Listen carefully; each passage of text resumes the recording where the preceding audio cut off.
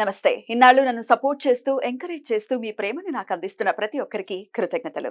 అలాగే ఈ వీడియో కూడా ఖచ్చితంగా మీకు ఉపయోగపడుతుంది. లైక్, షేర్ అండ్ సబ్స్క్రైబ్ చేసి మీ సపోర్ట్‌ని నాకు అందించండి. అలాగే ఈ వీడియో పట్ల మీకున్న అభిప్రాయాన్ని కామెంట్ సెక్షన్‌లో కామెంట్ చేసి తెలియజేయండి.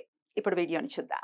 నమస్తే, వెల్కమ్ టు అవర్ ఛానల్. నేను పద్మిని. ప్రస్తుతంతో పాటు వాస్తు జ్యోతిష పండితులు భమిడి అనంత శర్మ గారు మనతో పాటు ఉన్నారు. మాట్లాడదాం. నమస్కారం అండి. క్రోధినామ సంవత్సరం పేరులోనే బోల్డ్ అంత క్రోధం ఉంది. చెప్పకనే చెప్తుంది. నామాలన్నీ కూడా చెప్పకనే చెప్తాయి మనకి, బాబు ఇలా ఉండబోతుంది. కానీ ఇంకేమి చూసుకోవాల్సిన అవసరం లేదు, ఎవరిని సంప్రదించాల్సిన అవసరం కూడా లేదు. ఒక మంచి చక్కటి పంచాంగం ఉంది, పంచాంగాన్ని ఫాలో చేస్తే అన్నిటికీ ఆన్సర్ అదే ఇస్తూ ఉంటుంది. అయితే ఈ క్రోధినామ సంవత్సరంలో మనం చూసినటువంటి విషయాలు ఎన్నెన్నో, అంటే అది ఓన్లీ భారతదేశానికే కాదు, ప్రపంచ వ్యాప్తంగా కూడా చూసుకుంటే ఎన్నో విపత్కరమైన పరిస్థితులను ఎదుర్కొంటోంది ప్రపంచం. ఇటు విజయవాడలో వచ్చినటువంటి ఫ్లడ్స్ కానీ, లేకపోతే క్రోధం పెరిగిపోవటం కానీ, చాలా చాలా అంటే ఒకళ్ళ శత్రుత్వం అనేది ఖచ్చితంగా పెరిగింది. దీనికి క్రోధినామ సంవత్సరానికి ఏమన్నా సంబంధం ఉందా? మరి ఈ సంవత్సరాన్ని కుజుడు ఒకవేళ రూల్ చేసేటట్టయితే కుజ స్తంభన జరగబోతోంది, కుజ స్తంభన వక్రగతిలో ఉండటం, లేకపోతే నీచబడిపోయారు కర్కాటక రాశిలో. సో ఇవన్నీ కూడా ఉన్నాయి, కుజుడితో చాలా రిలేట్ అయి ఉంది. కాబట్టి ఆయన అనుగ్రహాన్నే పొందాలి. ఇంకా 6 నెలలు ఉంది. జస్ట్ సగం ముద్దే తిన్నాం, ఇంకా సగం ఉంది. పప్పన్నం తిన్నాం, పెరుగన్నం ప్రశాంతంగా తినాలి అంటే కనుక అన్ని ఉన్నాయి.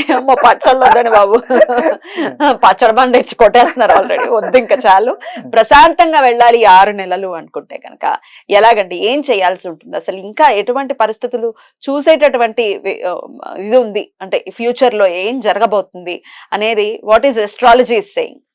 ఈ క్రోధినామ సంవత్సరం అమ్మా జరగబోయే పరిణామాలు చాలా చాలా కష్టాల్లో ఉంది రేపు రాబోయే ఉగాది దాకా. ఎందుకయ్యా అంటే కుజగ్రహం నీచల్లో పడింది. దాన్ని బట్టి కుజస్తంభన ఒకటి నడుస్తోంది, చతుర్గ్రహ కూటం కూడా నడుస్తోంది ఓ పక్క. ఇది పక్కన పెడితే క్రోధే మిగులుస్తోంది ప్రపంచం అంతటా. ఇప్పుడు చైనాయే చూడండి, నామరూపాలు లేకుండా అయిపోయింది. అలాగే అమెరికా కూడా పతనం అవుతుంది. అలాగే 4-3 కంట్రీలు ఇంకా పతనం అవడానికి ఉంది. ఈ క్రోధ ప్రతి వ్యక్తికి, అన్ని కులస్తులకి, అందరికి, అన్ని నక్షత్రాల వాళ్ళకి, అన్ని రాసులకి కుజస్తంభన రేపు ఉగాది దాకా అన్ని రాసుల వాళ్ళకి టెన్షన్ పెడుతూ ఉంటుంది. ఏ విధంగా అయినా కష్టమే, కానీ అందులో లాభం తక్కువ. అనేక రకాల చెడు వ్యాధులు, ఊహించని వ్యాధులు కొత్త వస్తున్నాయి. వచ్చి దానివల్ల కూడా మంచాన పడుతున్నారు జనాలు. క్రోధినామ సంవత్సరంలో ఎవరూ సుఖపడరమ్మా.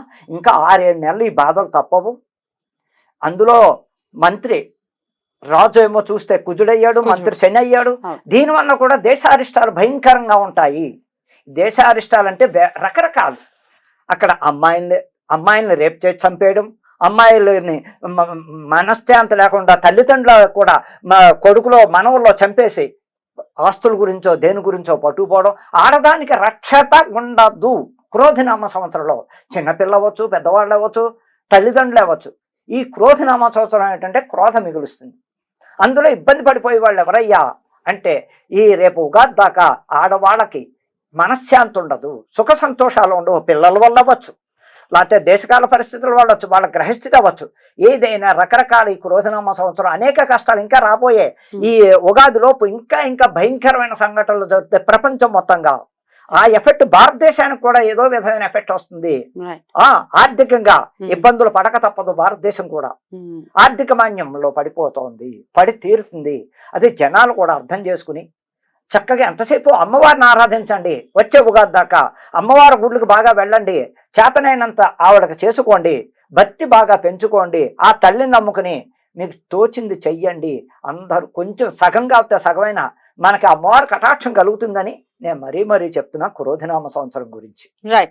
అయితే అమ్మవారి ఆరాధన ఇప్పుడు తెలుసుకోవటం, ఆస్ట్రాలజీ అనేది ప్రిడిక్ట్ చేస్తూ ఉంటుంది. ఇది ఒక ఇండికేషన్, ఇది జరుగుతుంది, ఇది జరగబోతోంది అని చెప్పి. అయితే దీనికి భయపడాల్సిన అవసరం లేదు. భగవంతుడు అన్నిటికంటే మించిన వాడు ఒకడు ఉన్నాడు. వాడిని గనక అన్యథా శరణం నాస్తి అని అంటే కాపాడి తీరుతాడు. ఎందుకంటే తండ్రి కాబట్టి అది ఆయన బాధ్యత. అంతే, అది అమ్మవారు అనుకోండి, అయ్యవారు అనుకోండి, ఎవరైనా కూడా. అయితే మరి భయపడకుండా ఎట్లా అమ్మవారి ఆరాధన చేసుకోవాలి? ఒక రక్షణ ఖచ్చితంగా కావాలి. మొన్న మీరు అన్నట్టుగా ఇందాక డాక్టర్ కి నర్సింగ్ అదే జూనియర్ డాక్టర్ మీద జరిగినటువంటి ఏదైతే ఉందో సంఘటన, దాని రీత్యా చాలా కాల్స్ వచ్చాయి. చాలా తప్పదు. ఆడపిల్లల తల్లులు ఉచ్చు నీచాలు పోతున్నాయి.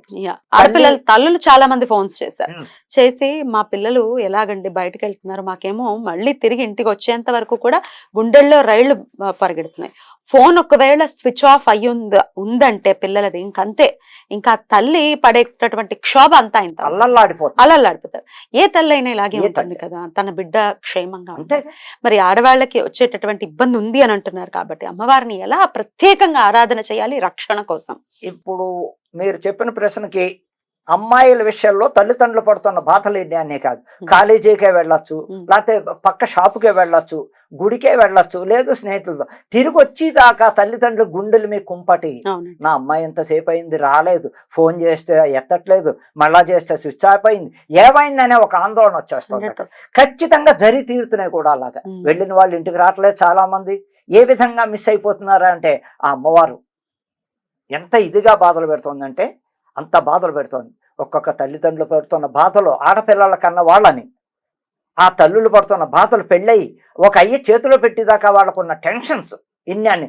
ఈ లోపల నా పిల్లలు నా ఇంటికి వస్తారా, మేము క్షేమంగా పిల్లకి పెళ్లి చేయగలం అనే ఒక భయం పట్టుకుని తల్లిదండ్రులు అక్కడ ఏం చెయ్యాలయ్యా, ఏ అమ్మవారిని కొలిస్తే నా పిల్లలు నా ఆడపిల్లలు క్షేమంగా ఉంటారు అన్న దానికి చెప్పాలంటే పక్కా దుర్గాదేవి సృష్టికర్త అయినట్టు ఆ దుర్గాదేవిని ఎంత ఆరాధిస్తే అంత చక్కగా అంటే ఇంట్లో తల్లిదండ్రులు అవ్వచ్చు, వెళ్ళే అమ్మాయిలు అవ్వచ్చు, దుర్గాదేవిని పాదాలు పట్టుకుంటే దుర్గే దుర్గే రక్షిణి స్వహ, దుర్గే దుర్గే రక్షిణి, అమ్మా నన్ను కాపాడు తల్లి, నా పిల్లలు క్షేమంగా ఇంటికి రావాలి అని చెప్పి ఆ తల్లిదండ్రులు దుర్గా మల్లేశ్వరుని చక్కగా అక్కడ ఇంకోటి స్తోత్రం.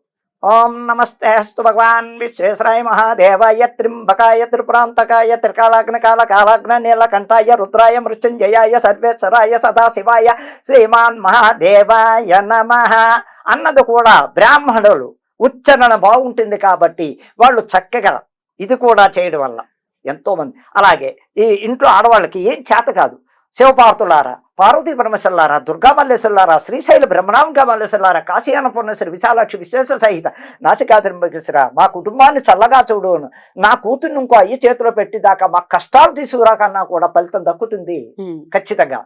మంత్రాలే చదవాల్సిన అవసరం లేదు, స్మరణ, ఆయన స్మరణ ఏదైతే ఉందో అది చేసుకొని చక్కగా చేసుకోవడం వల్ల కూడా ఆ తల్లిదండ్రులు ఆ శివపార్వతులు తప్పకుండా కాపాడతారు. Right right. రక్షణ ఖచ్చితంగా కావాలి. పరిహార మార్గం అంటూ ఏదైనా ఉందా అండి? కుజుడికి సంబంధించింది పరిహారం ఏంటంటే కుజగ్రహ ఈవేళ కుజస్తంభన భయంకరంగా ఉంది. అందరూ సుబ్రహ్మణ్యేశ్వరుడు చేస్తేరా, సుబ్రహ్మణ్యేశ్వరుడికి ప్రతి మంగళవారం పచ్చి పాలు సర్పాలకు పోయొచ్చు.